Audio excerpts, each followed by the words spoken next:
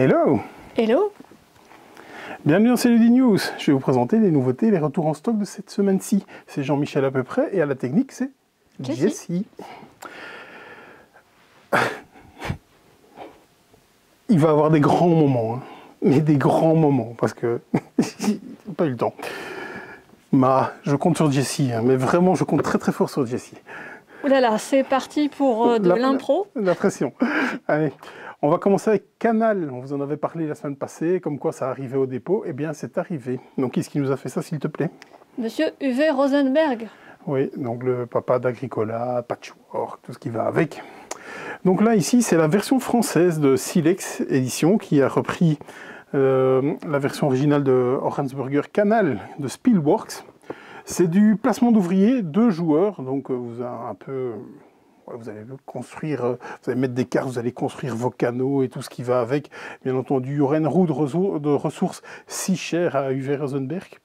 Et c'est plutôt pas mal. Moi, je l'avais joué du temps de Speedworks et c'était plutôt pas mal. La couve est nettement mieux. Elle est moins jaune, beaucoup moins jaune.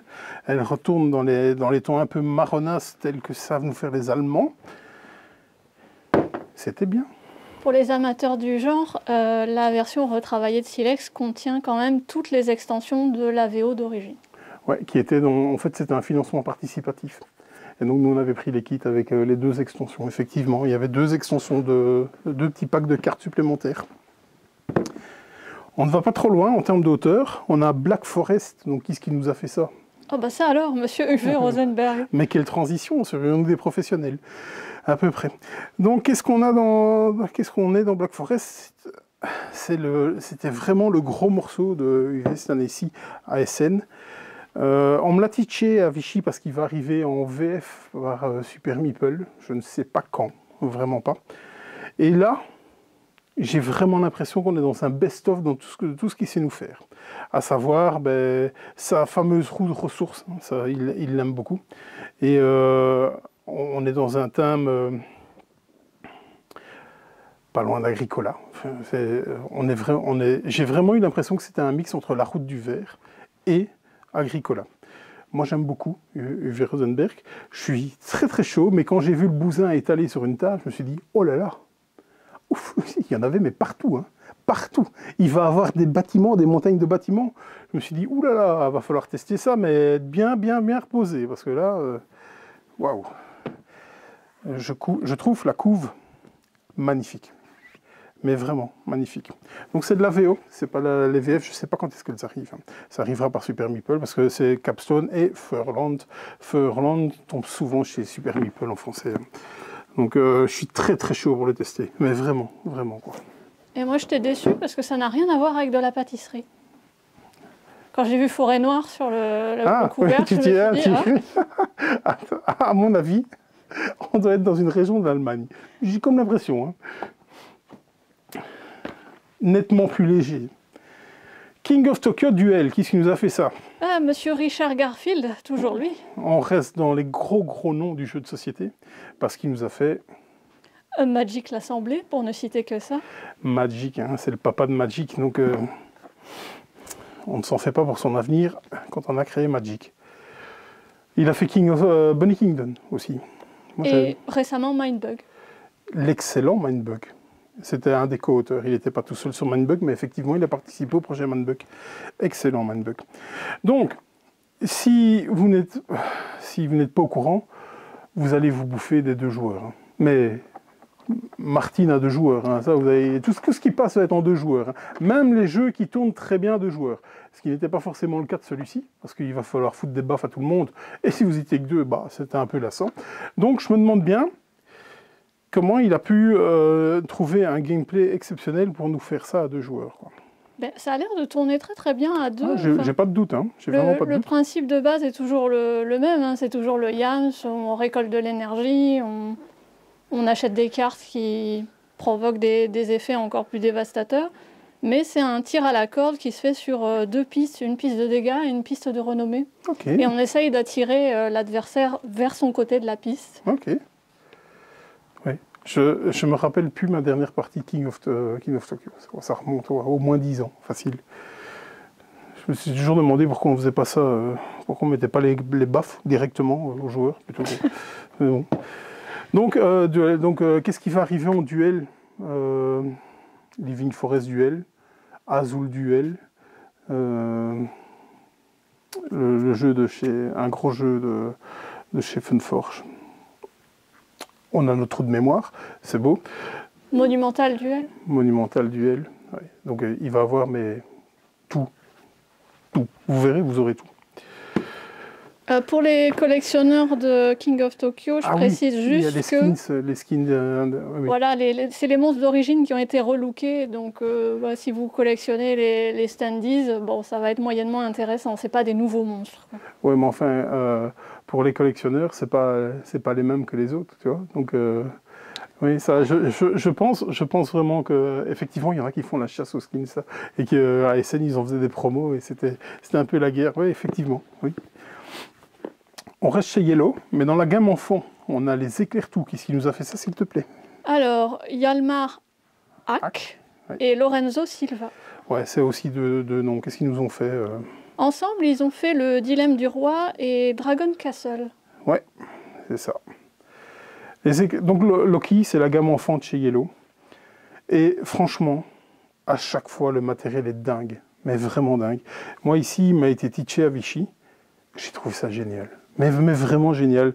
En fait, vous allez avoir une espèce de ville, enfin tout, vous allez avoir ça, en fait, et vous allez avoir un film UV noir qui vient au-dessus, et à l'aide d'une espèce de réglette qui va symboliser une lampe de poche, vous allez passer, et un peu à l'instar de Où est Charlie, vous allez devoir trouver X éléments. C'est génial, c'est vraiment génial, quoi. J'avais super envie de jouer quand ils m'ont teaché, j'ai trouvé ça mais tellement malin. Oh là là, ils n'ont de cesse de m'étonner, quoi. Avant, c'était Dodo, avec leur boule, là, commençait presque pas. Je trouvais ça génial. Ils nous ont envoyé aussi, je les ai mis sur la table parce que je trouve ça tellement choupi, le catalogue Loki.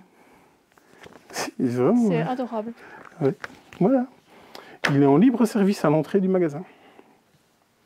On reste chez Yellow, mais là, on va un peu plus dans le costaud. Avec Freering Circus, ce sont les versions françaises, parce qu'on l'avait en VO de chez De Vere. Qu'est-ce qui nous a fait ça, s'il te plaît? On retrouve Remo Conzadori et Fabio Lopiano. Qu'est-ce qu'ils nous ont fait, ces messieurs-là? En vrac, Rise, Merv, Kalimala et Captain Flip avec Antoine Boza. Antoine Boza sur Captain Flip? Oui, avec Fabio Lopiano. Au développement. Au développement, ouais, bah, au développement. Ça compte aussi. Bien sûr, évidemment. Freering Circus, j'ai joué à Essen l'année passée. J'ai pu faire la moitié de la partie, parce que c'est comme ça, parce qu'il en faut pour tout le monde. Et je m'étais dit, c'est court, hein. J'ai rien fait sur la moitié de la partie. Je voulais absolument, mais il faut que je le joue, et j'ai pas eu l'occasion de le rejouer. Donc maintenant qu'il est là en français, ce sera peut-être l'occasion. Au niveau des graphismes, il y a Edu Valls qui nous avait fait Bitoku par exemple. Et le solo, évidemment, c'est David Tourzi. Hein. Ça, dès qu'il y a un sur une boîte, c'est pour lui. Je suis très chaud, vraiment. Même si le piano, c'est assez en dents de scie dans ce qu'il fait, mais je suis très très chaud pour le tester. Ouais, la direction artistique est assez folle, ça donne envie de jouer. Oui, clairement. Mais même le matériel, hein, quand tu jouais avec le matériel, t'avais vraiment, c'était pas mal. Hein. C'était très immersif. Pour 1 €. Incroyable. Let's go to Japan. De Monsieur Josh Wood. Oui, c'est ça. Il nous avait fait 4 Lady. 4 Lady, un petit jeu. Et quelques extensions pour les petites bourgades. Oh. Très très chouette jeu, les petites bourgades, pour apprendre à la gestion de ressources. C'était vraiment très bien ça. Let's go to Japan, pas eu l'occasion de tester. C'est la VF, parce qu'on a reçu la VO il n'y a pas si longtemps que ça. Et donc c'est la VF. Et visiblement, le succès n'est plus à démentir, parce qu'apparemment c'est déjà presque en rupture un peu partout. On a reçu nos boîtes, on est content du coup. Tu sais en dire un mot ou pas du tout? C'est vrai que les gens ont l'air enthousiastes. J'avoue que là, ça m'est un petit peu passé au-dessus de la tête, malgré mon attachement pour le Japon. Mais... En tout cas, le jeu n'est pas très lourd en termes de complexité. J'ai des amis qui sont méga fans de ça. On les salue, ils sont aux États-Unis pour le moment. Un peu de draft, un peu de planification. Ouais, mais je suis bien chaud pour le jouer.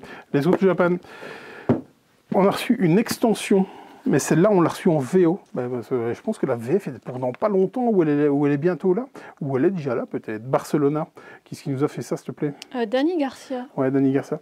Barcelona, il y a un bûcher au laurier dessus, donc on va pas s'expanser trop longtemps pour ce qu'il a fait. Enfin, tu peux citer ce qu'il a fait peut-être, monsieur Danny Garcia? Justement, Arborea, qui arrive incessamment la semaine prochaine, je pense, Arborea. Neko Syndicate, qui doit arriver aussi cette année. Oui. Sur BGG, il a indiqué 2024 en tout cas. Non, mais il était à SN, mais effectivement, on est dessus, Neko Syndicate, on va encore se positionner pour savoir combien on en fait venir. Parce que ça vient d'Espagne ou du Portugal, quelque chose comme ça.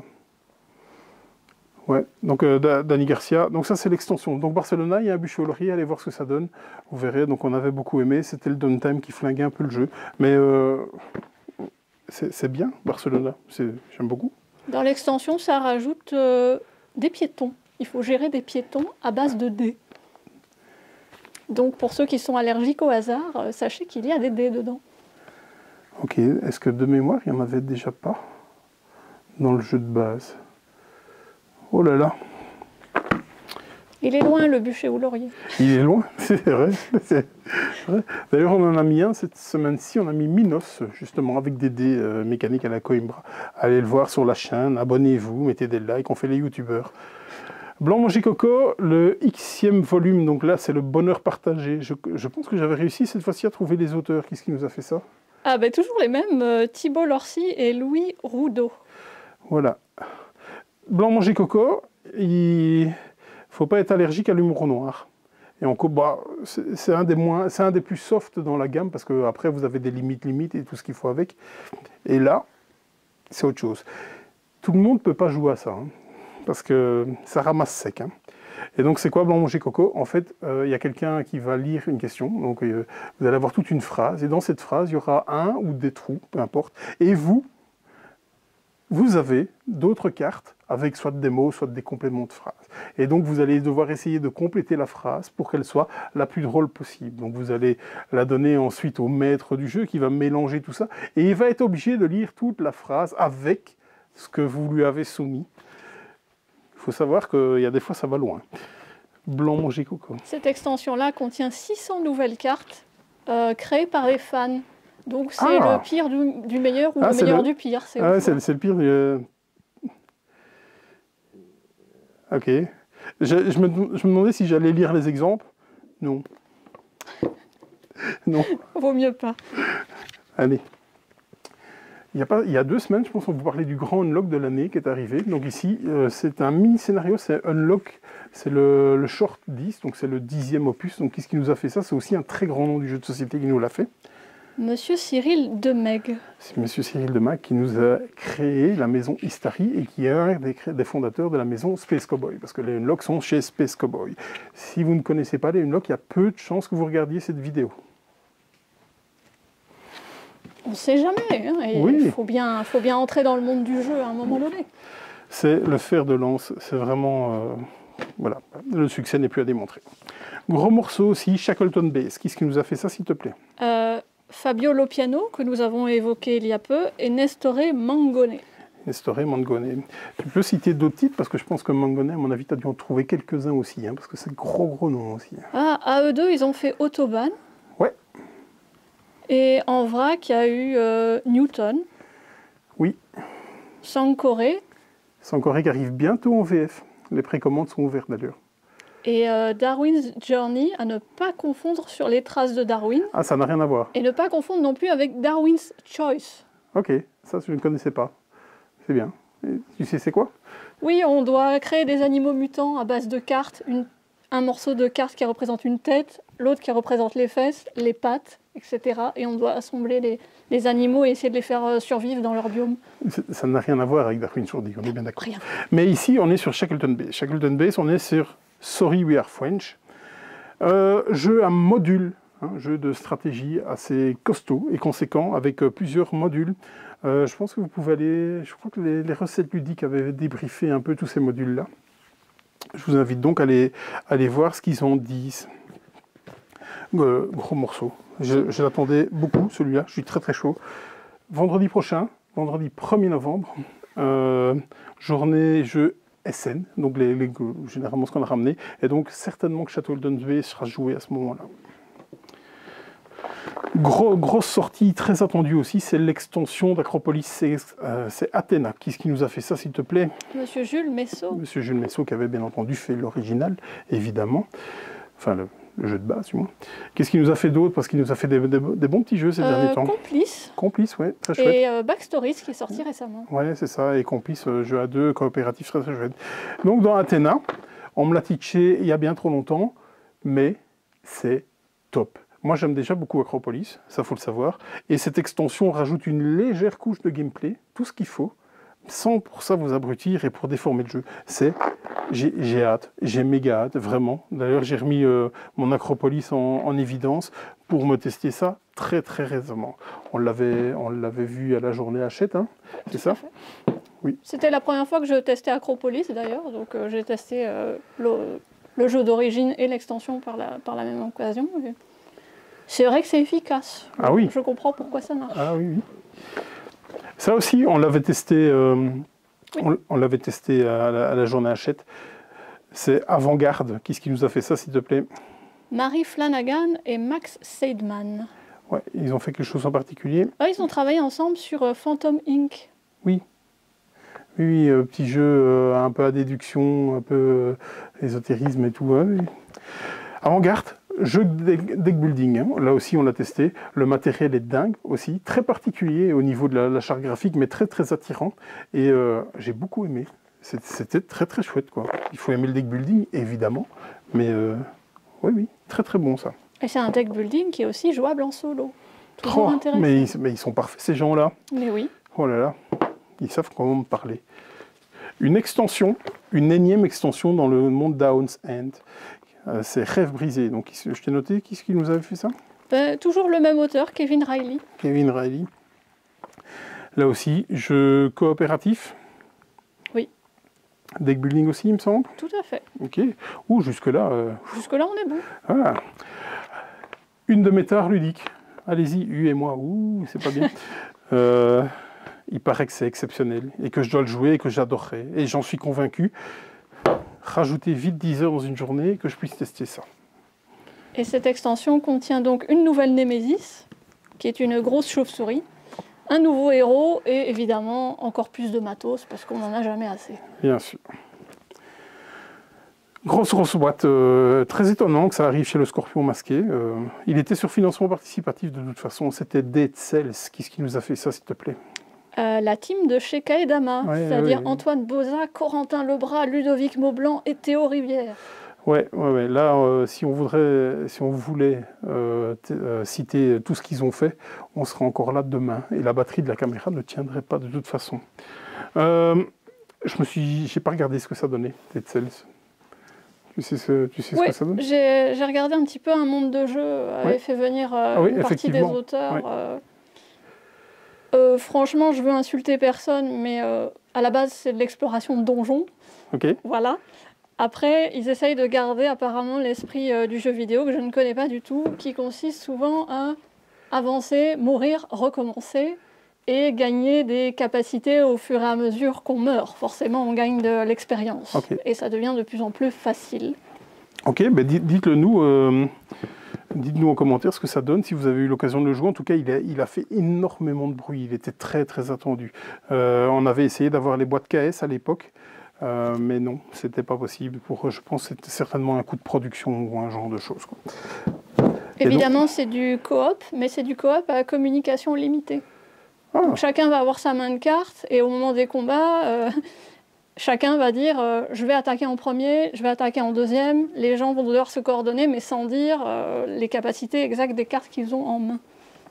Donc coop, mais également solo. On a un Kickstarter qui est arrivé au dépôt. Donc il n'est pas sur la table et je ne sais même pas c'est lequel. Ça doit être Rebirth ou Unconscious Mind ou quelque chose comme ça parce que je pense que c'était sur la route.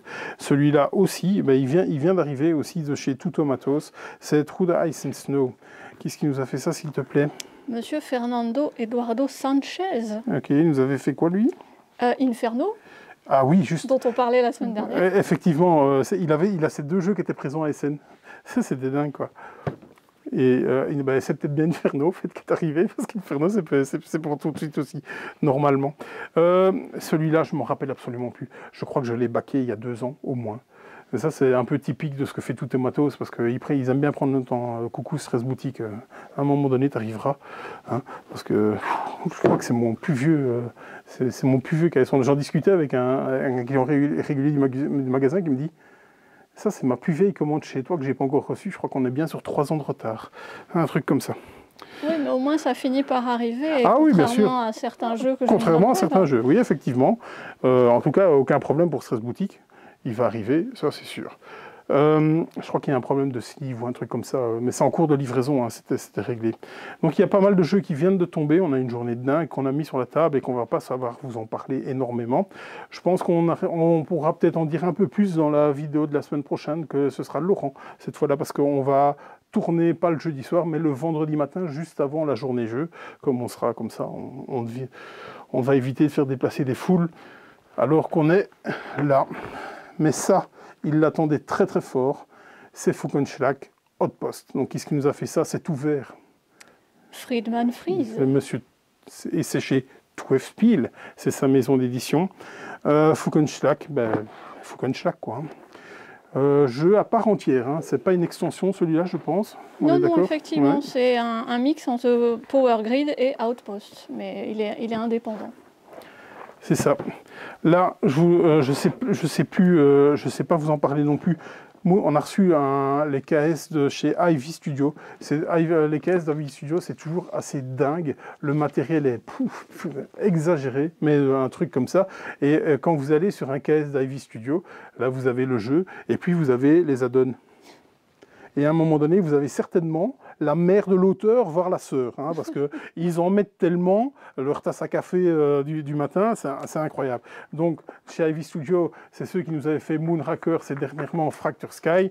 Ici, sont arrivés Moonrollers, qui est, je pense, je viens de vous le dire en plus, Moonrakers Roll and White, je pense, et Mystic Mischief. Et ça, c'est le volume 2, parce qu'il y avait déjà eu une campagne. Et donc, je ne sais pas vous dire, parce que toutes les caisses sont restées là, on a du matos dans tous les coins, ça dégueule de tous les coins, donc je ne serais pas étonné que j'y ai correcté pour les all-in. Hein, on va mettre ça sur le site très vite, vous pourriez les commander au plus vite. On s'en occupe demain ou ce week-end, max. Vraiment. En dormant pas, c'est gérable. On va le faire. Je vais le faire. Ça, c'était moins moche que d'habitude. Non, mais il y a de la couleur, il y a un style. Après, ça reste des cubes et des locomotives. Cube Express, qu'est-ce qui nous a fait ça? Orlando Ça. Ah, voilà. Oh là là, est-ce que c'était préparé? Je ne sais pas quoi vous dire. C'est un cube Rails ou un cube Rails, je pense. Laurent a reçu une boîte à SN. Il doit tester ça parce que je pense qu'il est hors de question que moi je joue ça avec lui. Je pense, à moins que je me trompe complètement, mais je crois que c'est tout ce que j'aime pas. Interaction plus, ce genre de choses. Orlando Ça qui nous avait fait. Tu l'as sur le bout de la langue? Oui, bien sûr, le jeu d'un Portugais, Pessoa. Exactement. Qui était chez Geek Active Game, c'est ça. Ah, on descend là. On y va. Au niveau graphisme, regardez-moi ça si c'est pas magnifique. C'est Lordai, qui est-ce qui nous a fait ça? Je crois que est-ce qu'il a... Ah oui, il a... Andreas Preis. Oui. Donc c'est la même maison, c'est Luzi Gouzi. C'est la même maison qui nous a fait Surfosaurus Max. On en a repris des Surfosaurus Max. Surfosaurus Max, c'est des dinosaures qui font du surf. Et ici, c'est des... Je ne sais pas ce qu'il fait le requin, mais il a un cul dans la bouche. Il mange des fesses. Il mange des fesses. Hein. C'est un jeu de défausse. Voilà. Un jeu de cartes, un jeu de défausse. On l'a joué hier. Mais, parce qu'on a eu la visite de M. Romain, qui est venu nous rendre visite. Il est resté 2 jours. On a fait 2 jours intenses de jeu de pli. Donc vous savez que vous allez bouffer des vidéos derrière. Hein. Donc voilà. Sailor Die, on va en parler dans les vidéos. On a aussi joué à King's Coalition. Qu'est-ce qui nous a fait ça, s'il te plaît? Aucune idée, ça c'est pas sur ma feuille. Ah mais enfin, t'aurais pu anticiper. Allez, c'est Derek Croxton, c'est marqué sur la boîte en tout cas. C'est quoi, King's Coalition? C'est un jeu, comment je pourrais dire? La version expert de Fantasy Realms? Ouais, peut-être bien. Peut-être bien. Fantasy Realms, vraiment. Donc ça, on est là, vous allez piocher une carte, soit de la pioche, soit de la défausse. Vous allez essayer de faire matcher tout ça pour au final, comme à Fantasy Realms, retourner vos cartes et que ça fonctionne. Mais dans celui-là, vous allez avoir, vous avez 2 conditions de scoring, enfin vous en avez 3 faces visibles, et pendant X manches, vous allez en avoir des supplémentaires pour finir avec 6 conditions de scoring différentes. C'est-à-dire qu'on va vous dire, les nobles, il n'en faut pas, il faut des paysans, non, il faut plus de paysans, ça va partir dans tous les sens. Et moi, pour mes 2 neurones, avec le peu d'heures de sommeil que j'avais, j'ai été nullissime. Mais vraiment, je pense que le type, s'il avait dû faire une piste de score, il aurait commencé après mon score, quoi. Je pense que j'ai vraiment pas été bon. C'est bien parce que je pense je pense qu'on s'engueule avec Laurent sur la vidéo, sur celui-là, parce qu'on n'était pas d'accord sur le truc. En fait, c'est comme d'habitude, on était d'accord, on disait exactement la même chose, mais pas de la même façon. Ce qui fait que c'est parti comme ça. Il était déjà arrivé, il était parti aussi vite qu'il était arrivé. Donc, c'est une nouveauté d'il y a une semaine ou 2 semaines, je pense. Robinson Crusoe, c'est l'édition collector. Donc, qui est-ce qui nous a fait ça, s'il te plaît? Monsieur Ignacy Trevicek. Oui, c'est ça. Robinson Crusoe, c'est la énième édition, qui est passée chez la énième maison d'édition. Ici, on est chez Yellow. Avant, on était chez Edge. Avant, on était chez Philosophia. Jeu coopératif, à scénario, excessivement difficile. C'est de la balle. Mais vraiment, c'est très très bon. Je ne sais même pas si je suis déjà parvenu à gagner une partie. Oui, je suis un schnoll. Salut Alex. Mais c'est exceptionnel. Vraiment. Et donc, il existe les versions normales, on a rentré les versions collector, parce que bon, les versions normales, on a déjà vendu un paquet par le passé. Les versions collector, évidemment, ça coûte un bras, bien sûr. Mais je me dis que pour ce jeu-là, on va peut-être faire l'effort. Bien entendu, il était en financement participatif, donc peut-être que vous l'avez déjà pris, mais on avait rentré des versions collector, il n'y en avait déjà plus. Hein. Donc on en a re-rentré. Et je me suis dit, si je ne la vends pas, je m'en fous, parce que ça fait partie des jeux que je regrette d'avoir vendu, parce qu'à un moment donné, je l'ai revendu, mais je ne jouais pas encore en solo. Et celui-là, je me dis, waouh, je vais vraiment le faire en solo. Alors, 2 écoles.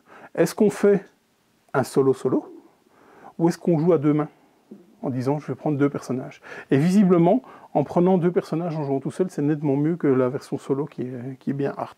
Ça, c'est ce que j'en ai entendu dans une vidéo de Zeugma, par exemple, que je salue aussi. Donc, Robinson Crusoe, exceptionnel. Vraiment très bon. J'ai eu le plaisir de posséder la version, la toute première. De chez Philosophia? Ouais, tout à fait. Et c'est vrai que j'en garde un très très bon souvenir, et je regrette moi aussi d'avoir dû m'en séparer. Les circonstances ont fait que. Et ouais, je serais quand même vachement tentée de le reprendre, surtout avec l'extension qui ajoute 52 nouveaux scénarios. Ouais, que j'ai oublié de commander, mais je vais les commander. Effectivement, le livret qui rajoute plein de scénarios. Oui, bien sûr. Et pour ceux qui se posent la question, la version collector contient 18 figurines, dont celle du chien. Ah, c'est avec des figurines? Ouais. Oh, trop fort. Ouais, vraiment. Ça dégueulait de matériel déjà à l'époque. La boîte de Philosophia, s'il y a une boîte rectangulaire comme ça, vous aviez du mal à la fermer tellement... Bon, aussi un petit bébé. C'est ça qui est bien, parce que vous l'avez comme ça, et vous l'avez comme ça. C'est exactement la même chose. C'est pas mal. C'est Dune. Et maintenant, il faut le lire du bon côté, du coup. C'est la guerre sur Arrakis. Qui nous a fait ça? J'ai aucune idée. Tu as aucune idée? Non. Allez. Des gens bien, en tout cas. On verra. Francesco Nepitello et Marco Maggi. Qu'est-ce qu'ils ont fait? J'en sais rien, moi. La guerre de l'anneau, ce wargame. Ah ben, on est en plein chez toi, là, voilà, de toute façon. Voilà, ouais, tout à fait. ce wargame épique. Ok. Et là, je pense qu'on est aussi dans quelque chose de voilà, très généreux au niveau de la figurine. Oui. Dans l'univers de Dune, c'est écrit dessus. Hein, et on est chez Simone. Généralement, qui viennent avec des énormes Kickstarter à plusieurs millions. Ah, c'est étonnant parce que je pensais que la licence était plutôt chez Gale Force 9. Ils ont sorti plusieurs jeux aussi sur la licence de Dune. Aussi des wargames. Okay. C'est plutôt leur truc, donc je suis un peu étonnée. J'ai vu Simone, il y a Legendary que je connais pas, ça me dit rien du tout. Donc il y a 2 maisons d'édition qui sont citées. Est-ce que derrière il y en a un peu plus? Games for Nine. Ah, bien vu. Ça me rassure. Bien vu. Un peu de science. Oh, je vais paraître encore plus crétin que je ne suis. Hiro. Oh, ça sent le jeu japonais vu d'ici. Oui. Masato Usugi, qui était chez Pletouzi. Pletouzi, pourquoi ça me dit quelque chose? Parce qu'on a joué à un jeu Pletouzi, justement. Je ne sais plus lequel. Ce week-end, vous le verrez dans les vidéos. Donc Hiro, je ne vais pas savoir en parler, ça vient d'arriver. Ça, c'est la cam de Laurent aussi. Ça aussi, ça vient d'arriver. Kabuki Tricks, jeu de pli, et évidemment. Quelle surprise. On a à fond dedans. Légèrement japonisant, un tout petit peu. Pourtant, c'est fait par Geoffrey C. Ok. On vous en parlera la semaine prochaine, certainement. Ah oui, l'auteur m'avait fait rire parce qu'un de ses jeux s'intitule Nightmares of Sushi. Ça donne envie. Les thèmes particuliers. Voilà. On a joué ces 2 jours-ci à Power Vacuum, qui est, tu joues dans une dictature de robots ménagers. Et donc, tu as des syndicalistes dans les robots ménagers et tout. Et j'ai adoré le thème. Mais vraiment, quand il m'a donné le pitch, je trouve ça génial. Vraiment. Novaroma. Novaroma, encore un jeu qui m'est inconnu. Est-ce qu'il y a un rapport avec Roma ou... Age of Rome? Ouais. Non, aucune idée. C'est le Queen Games. Il était à SN ici, Queen Game. Il est fait par Stanislav Kordonski. Stanislav Kordonski, c'est l'auteur de Minos, qu'on a fait un bûcher au laurier, qui est, depuis hier sur la chaîne. Qu'est-ce que ça raconte? Je sais pas. Est-ce que c'est cher? C'est Queen Game. Allez, sérieusement. Voilà. Oui, la boîte est lourde. Je pense qu'on n'est pas volé au niveau matériel. Je sais pas. Je te dirai ça quand j'ouvrirai, quoi. Tu vois, quand Queen Game aura... Bref. Allez, une extension. C'est l'extension Récit pour Oltré. Monture et destrier. Qui est-ce qui nous a fait ça? Je ne sais pas. Antoine Boza. Il n'est pas tout seul, il est avec John Krumpf. Qu'est-ce que ça raconte? Je ne sais pas. Je ne me rappelle plus d'Oltré. Oh, franchement, il y a des compagnons, c'est tout ce qu'il y a de bon à savoir. Prenez-le, vous ne serez pas déçus. Voilà. Bon, on l'a vendu. C'est pas mal. Dans les retours en stock, il y a du lourd. Il y a du très très lourd. On a oublié de vous en parler la semaine passée. On a reçu toute la famille de Dice Throne. Toute la saison 1, toute la saison 2. Game Throne Adventure. Tout est revenu. On en a pris la blinde. On a l'impression d'avoir un rayon complet de Dice Throne. Jeu d'affrontement à 2 joueurs. 2 ou 4 même. 2 ou 4 maintenant, je pense qu'il y a moyen de jouer jusqu'à 4, je pense. Sans le disant, je me dis, oh, t'as dit ta connerie. 2 à 6, c'est même marqué dessus. C'est très bien. C'est pas du tout mon style, j'ai joué, c'est vraiment très bien. C'est franchement top. Retour du Château Blanc. Il n'y a pas l'extension qui doit sortir incessamment? Incessamment sous peu, mi-novembre, je pense. Oui, donc, comme on a vu d'ici 15 jours, 3 semaines, c'est là. Puis Sisters. Bon, ils sont noirs. Et ça, c'est le moins bon de la série pour moi. Les 3 autres sont... Celui-là, c'est bien aussi. Ah, c'est la saison. Ah oui, bingo. Bon timing en plus, mais vraiment. Celui-là aussi, méga banger. Harmonie est revenu. Je vous ai déjà parlé de Surfosaurus Max, les dinosaures qui font du surf. C'est là, bien entendu, la version VO, parce que la VF qui arrive avec des cartes complètement inslivables en forme de planche de surf. Donc si vous voulez sliver votre jeu, achetez la VO. Voilà. Et ça, c'est... Encore Monsieur Friedman Fries. C'est ça. il est revenu, Fission. On en avait eu la blinde, c'était parti comme une balle. On s'est dit, qu'est-ce qui se passe avec ce jeu? On a joué ici ce week-end, pas ce week-end, ces 2 jours ici. C'est dans les vidéos qui vont être postées dans les semaines à venir. Je vous en dis pas plus. Oh, le teasing, vraiment, vous verrez ce qu'on en dit, Fission. Il va être localisé en français chez Matago, je crois. Ouais, dans quelques mois, oui. Et je trouve que le titre est pas mal, Filet aux fiches, c'est bien trouvé. D'habitude, ils font pas d'efforts sur les titres, mais... ils vont appeler ça comme ça? Ouais. Wow, grande. Est-ce que tu sais pourquoi ils appellent ça comme ça? Parce que l'auteur a une fascination pour les jeux qui commencent par la lettre F. Tous les jeux de l'auteur en VO sont avec 2 F à chaque fois. Et donc, pourquoi? Parce que c'est Friedman, Fries, to Spiel. Et donc, généralement, en français, ils essayent. Donc, ils avaient essayé par Friday, donc ça commence pas avec 2 F, mais au moins avec un F. Donc, Friday, qui est son petit jeu solo de Robinson Crusoe. Et donc, ils y étaient presque parvenus parce qu'ils avaient appelé ça Vendredi. Ils auraient pu l'appeler Vendredi. Vendredi, ça c'est très bien. Ils l'ont appelé Vendredi. Donc, voilà. Donc, comment t'as dit? Filet de quoi? Filet aux fiches. C'est cool, ils ont respecté le truc. Vous verrez ce qu'on en dit dans les vidéos. Qu'est-ce que j'ai mis en retour? Ah mais oui, j'ai pas imprimé du coup. T'as pas la feuille que j'ai imprimée. Alors, au niveau du retour, non, il n'y avait rien d'imprimé. Il y avait juste une note sur parler de la journée jeu du 1er novembre. Je vous l'ai déjà parlé 2 fois déjà, oui, c'est déjà fait. Et le prochain tournoi, l'Orcana. Oui, c'est samedi. C'est samedi, ouais. D'ailleurs, Samuel va ramasser plein sa tronche, parce que y a Pokémon qui a dû décaler, parce qu'ils se sont plantés d'1 semaine, pour la sortie des AP de la série 8. Et donc, pour être dans les clous, il faut absolument qu'il soit là samedi.